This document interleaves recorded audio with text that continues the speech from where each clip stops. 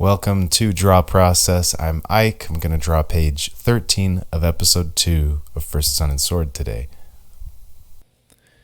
Sun is going to come downstairs, trying to find water for Sword after he's dumped the bucket, and he runs into the daughter of the man's home they're staying in.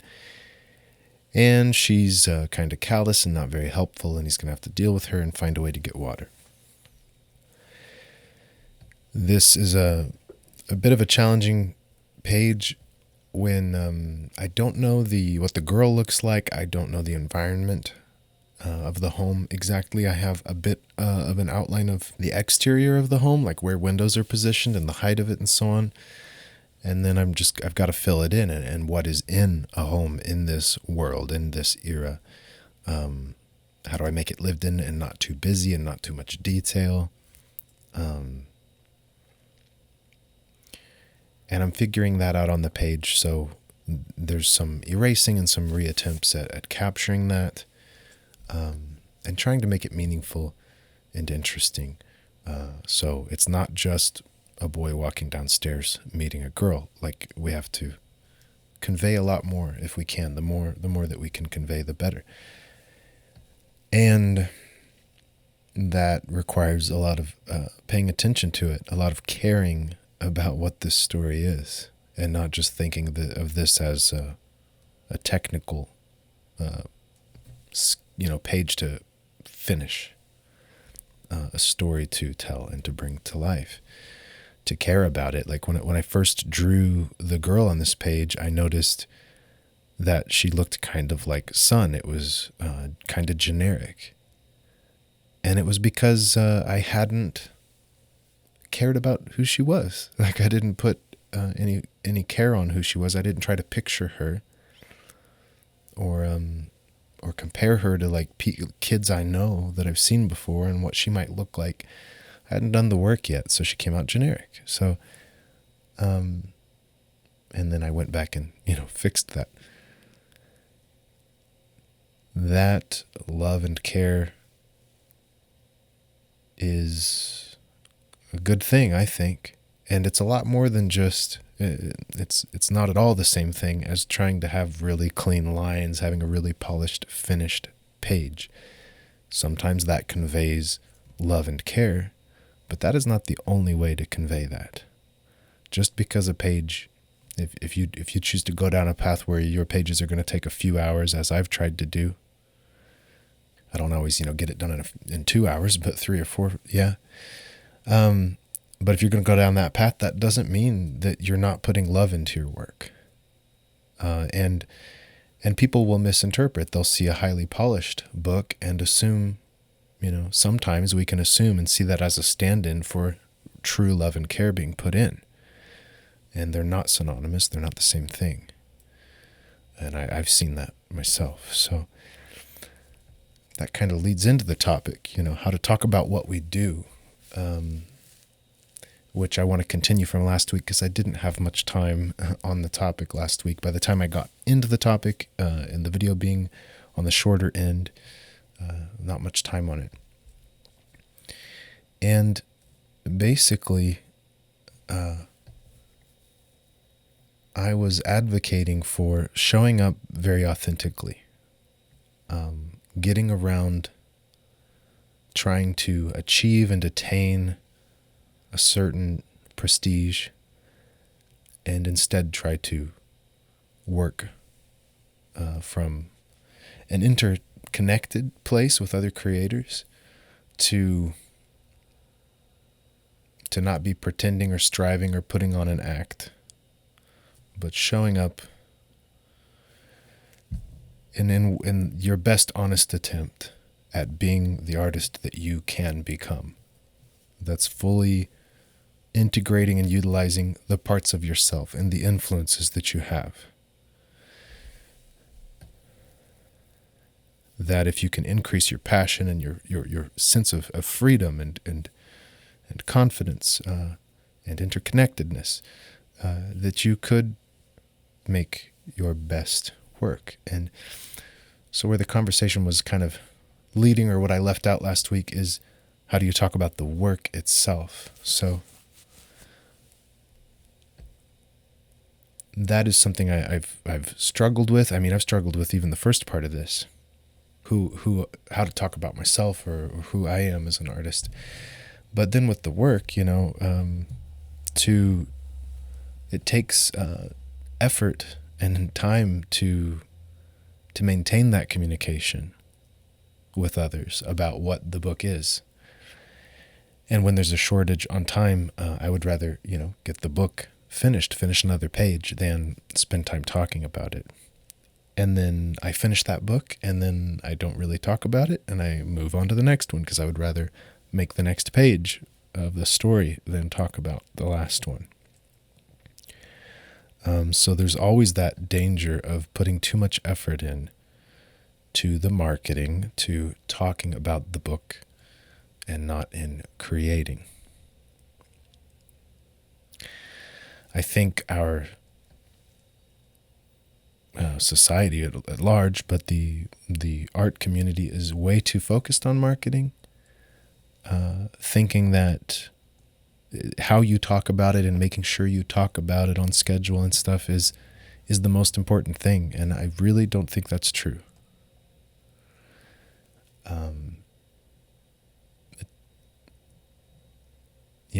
That's been expressed in the last part of this about what's really important.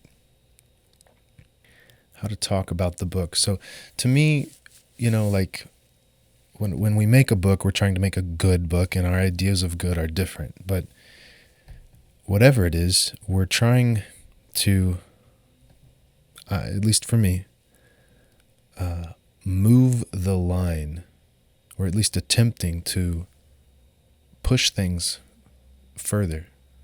The culture, the art form, what's been done before. We're taking the things we love, that we're inspired by, and we're trying to push, maybe it's even competitively. I mean, you could do it for any personal reason. You could be vain, greedy, competitive, anything. But you're attempting to move that line, to add to the dialogue, to add to the culture. And the attempt is, in one way or another, to do that, to contribute and add to it. It could be that you do that through making the most odd, off-the-wall, different book possible, whatever. It could be through the format, the techniques, the story, the way it's told, sequentially. You could break rules, you could invent new rules. You could just try to make a good superhero book from yourself, from your own influences and stuff. It could be self-expressive. I want to tell this story because it matters to me, or because this is the kind of book I love. But to me, the goal is not simply self-expression. That even if it is a self-expressive book, the attempt is to make something that moves the line, the goalpost. It evolves the culture. And you might do that through something self-expressive, but it's different than that being the goal in and of itself. If the goal is simply self-expression, I don't know if that is a strong enough goal, a deep enough goal, a altruistic enough goal to motivate you and inspire you and inspire others. So it could be self-expressive, but it's a loftier aim to contribute to the culture. I tend to do that, with self-expressive works. I tend to be playful and looser in my drawings and my storytelling, breaking rules somewhat. The stories themselves, I try to tell playful stories that have some, emotional depth to them. So I kind of go for entertaining books that are easy to read, that are really accessible.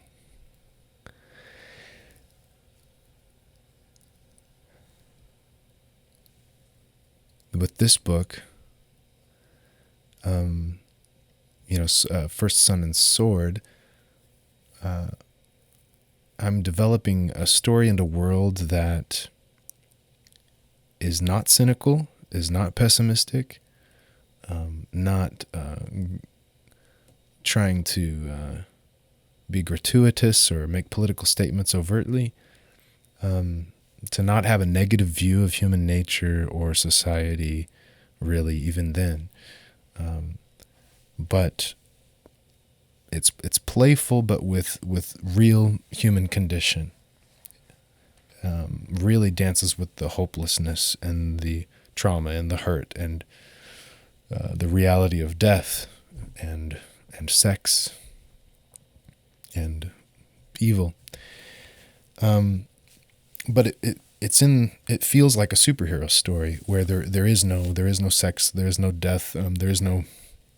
The main character can't die because we need them the next issue. There can't be like real change. So it's kind of childish and it's like immortality. And this book has a bit of that going on. And that I think that makes it accessible and easy to read. And it could be, this fun fantasy adventure. But I want it to have that depth. So it's a dance I'm engaged in. I'm moved by my own interests here, but the attempt is to make something that changes the culture, contributes something new.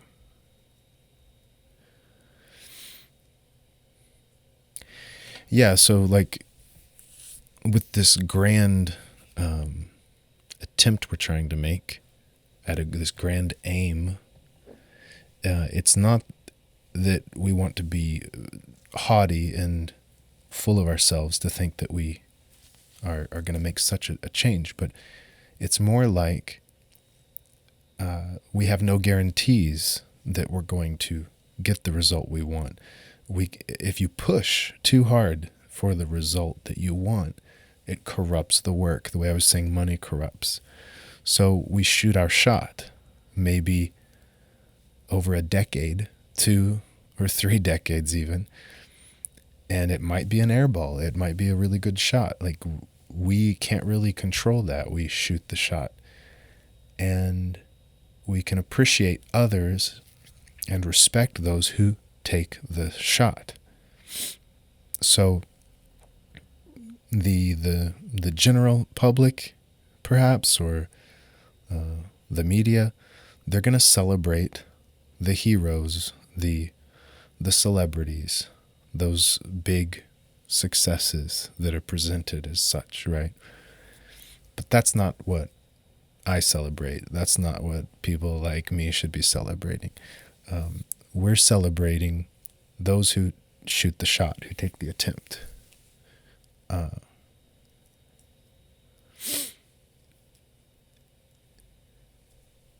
And by respecting and appreciating that and focusing on that, we can help elevate and encourage and increase the likelihood that more people do that.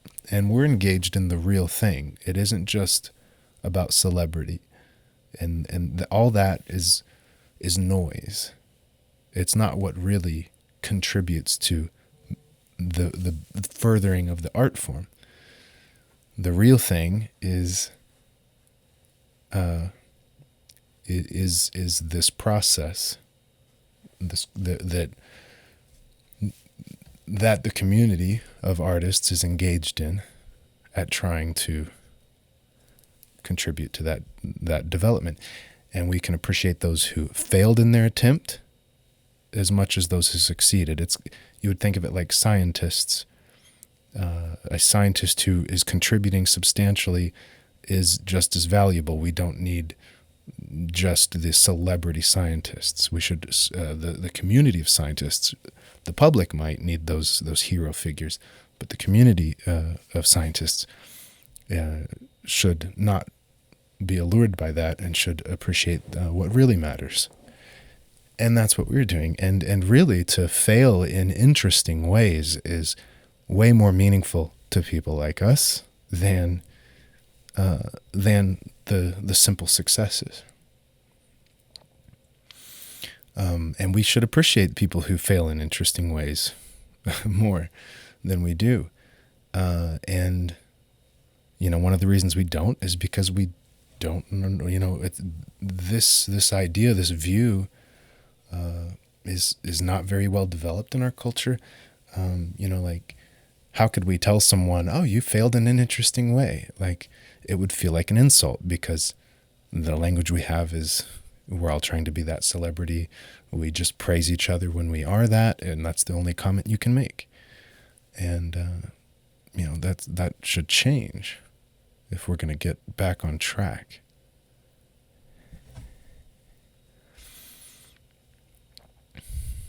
So the book itself, is the book, the work, are we making it for ourselves? Are we making it for our peers?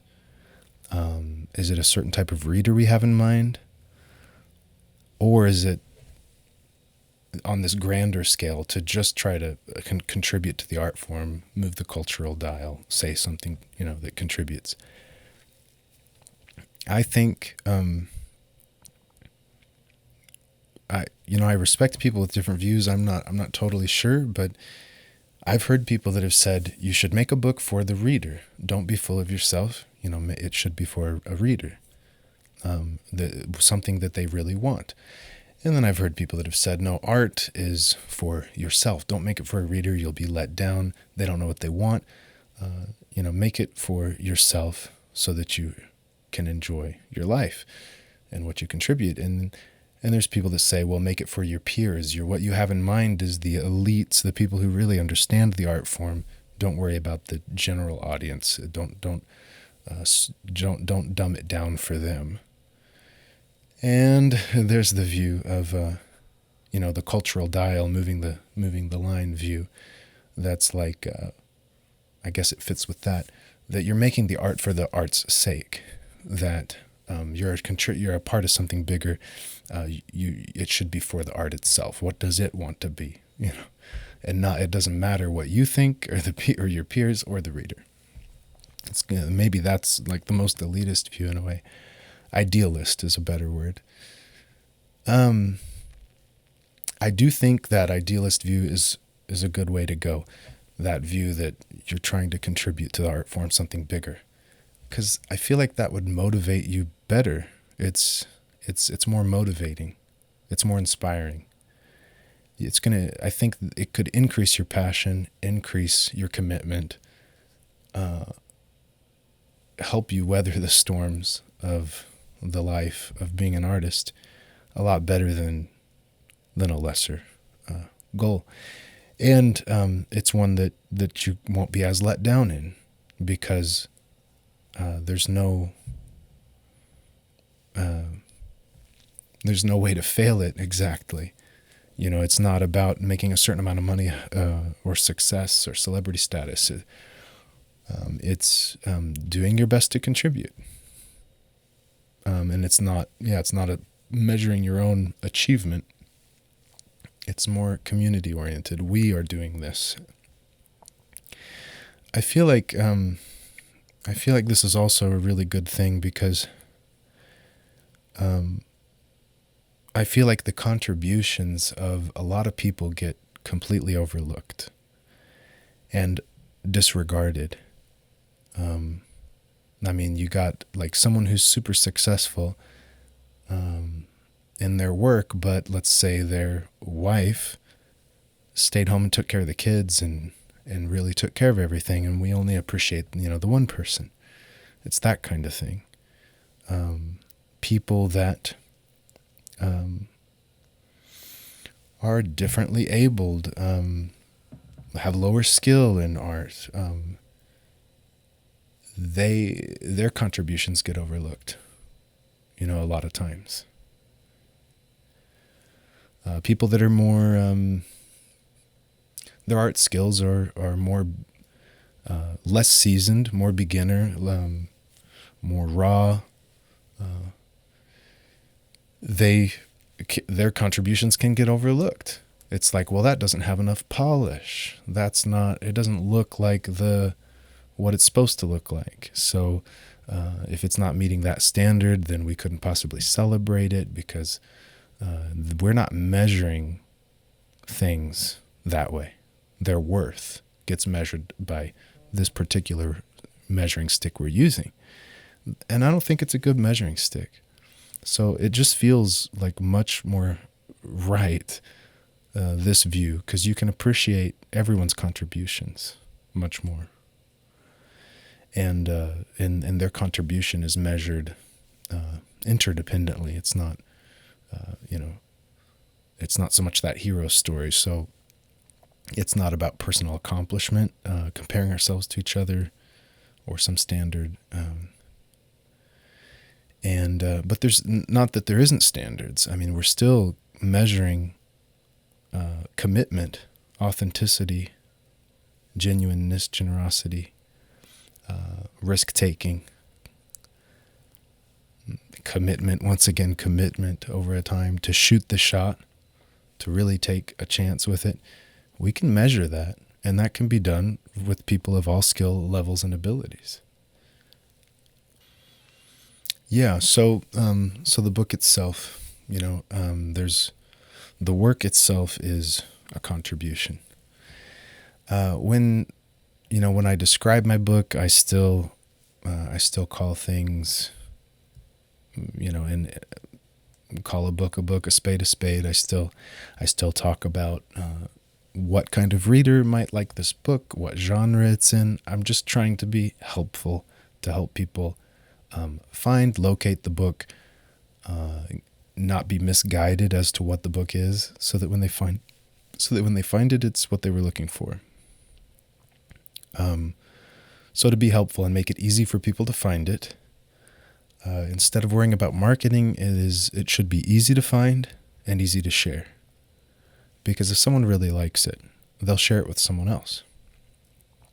I don't really have to worry about the marketing. It will spread if it's good, if it connected with people. And that might take a long time, but it does work.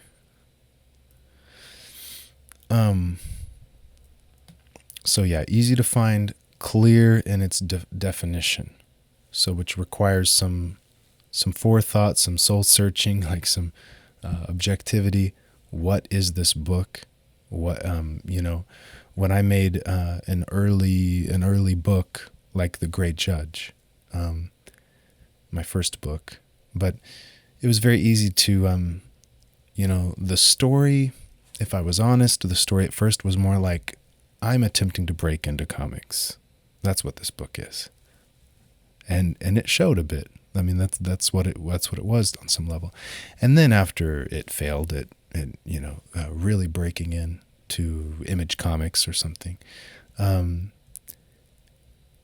Once I was done with that indie project, I move on to another indie project. And and I can tell that I'm better than I was with my early work. I'm not as proud of the early work. And then it becomes, oh, that's just the book I made when I first started. That's just a learning experience. And that becomes the story of the book. Now, neither of those are very good descriptions of a book to me. It's not going to connect with an audience. It's not going to make people want to read it, because you're basically saying it's not actually a book. It was an experiment or a personal thing. So, but that's what it felt like it was at the time. But now that more time has gone by, I realize that isn't what it was. That now I can read the book and realize that, there's good things in it. It's a decent story. There was something I was trying to say and do with it. And so my eyes are more clear to look at it for what it is. What is this book? Sure, like me as the creator, I was going through all these emotions and had all these personal opinions about it. But if I get past that now, what is the book, and who is it really for, and what is it really saying?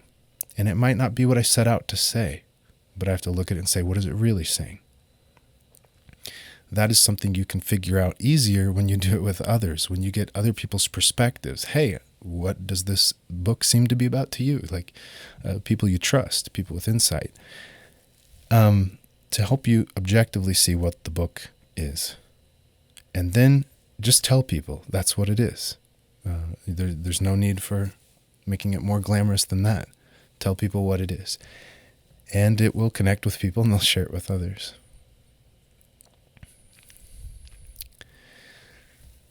So again,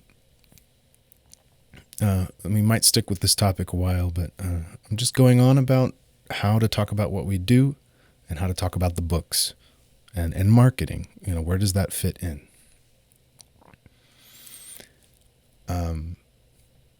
And I'm making a case for a certain way of doing it that would, I think, benefit the community and people much and give a lot more liberty to us to create.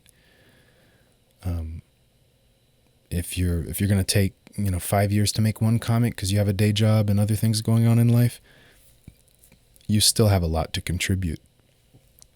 And you can contribute now, not waiting until it's done.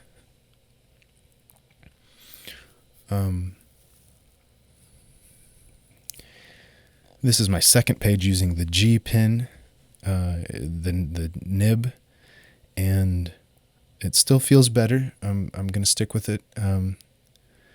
But yeah, it's been interesting to explore the use of that. 0.8 micron for the borders and the word balloons still, and a brush pen to fill in the blacks at the end. Yeah, it's definitely affecting my style. For one, the ink takes a lot longer to dry, so I'm having to be more careful about starting in the top left corner and working my way down as I ink. I definitely am able to make more dynamic lines, finer lines, and kind of find the shapes of things the way I do when I pencil. Like I can lay down a line of where, maybe I'll put it this way: instead of only laying down a line where the edge is between light and shadow, or outline of something, I can lay down, especially with light and shadow, instead of just laying down the edge and then filling it in, I can start by filling in the shadow and finding the edge, the way I can do when I pencil.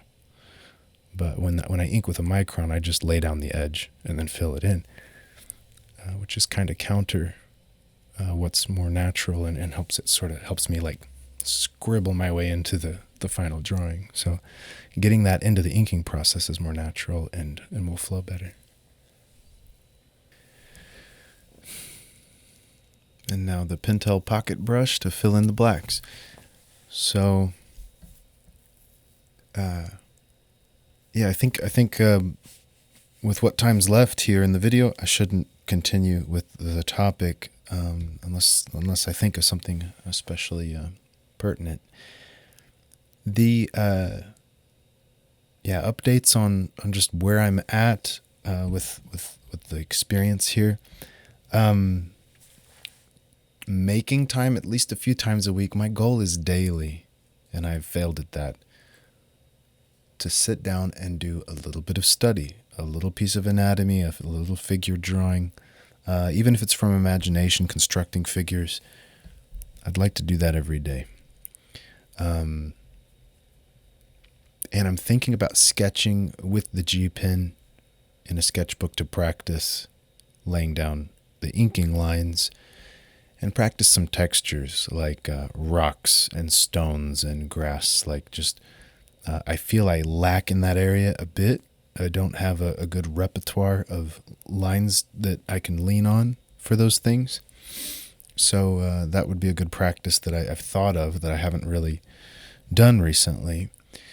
So I want to get that into my practice as well.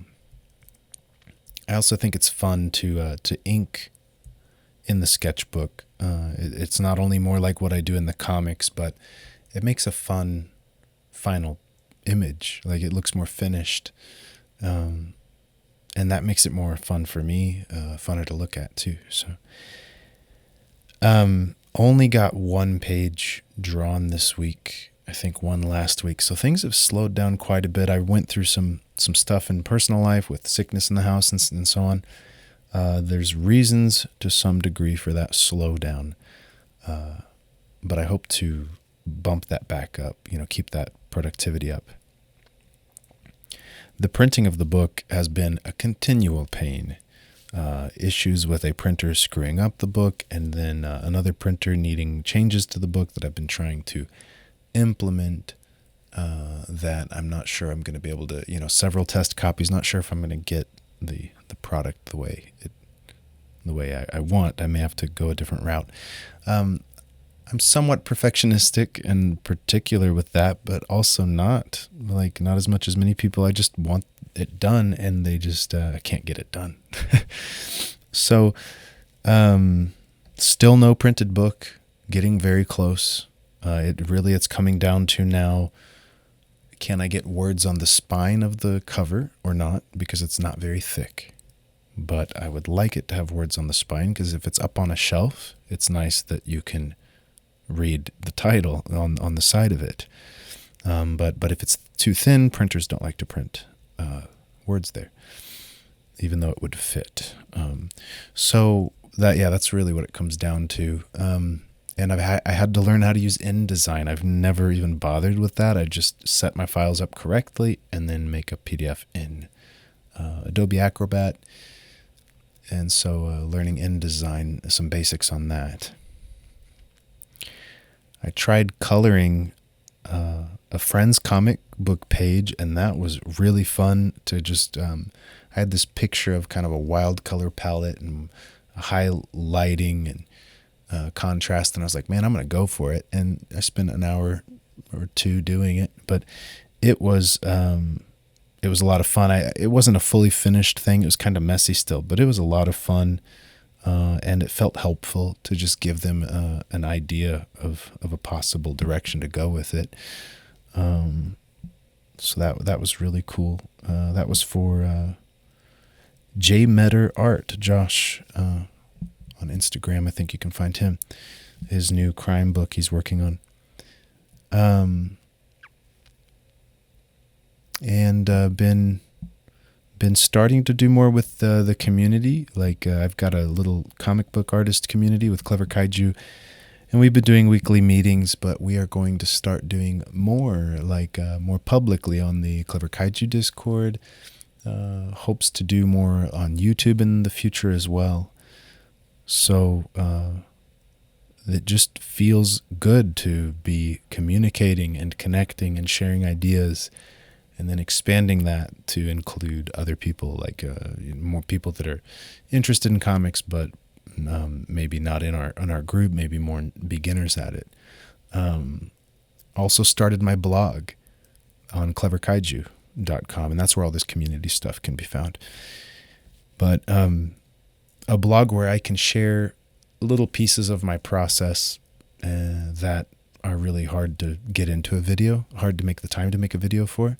So I have a post about coloring and the changes I made to the coloring in this issue, and a new post on writing. I'm going to share the script, just like how I format my script, I think will be like a basic post here. And there's other creators on there. My sketchbooks are on there in the forum. Cool stuff. And here is the finished page. Yeah, there it is. A silent page other than the last line when he's just like, hey, can you help me kind of thing. It felt nice to have just the silent page. I think it's interesting to how much story can you convey without words?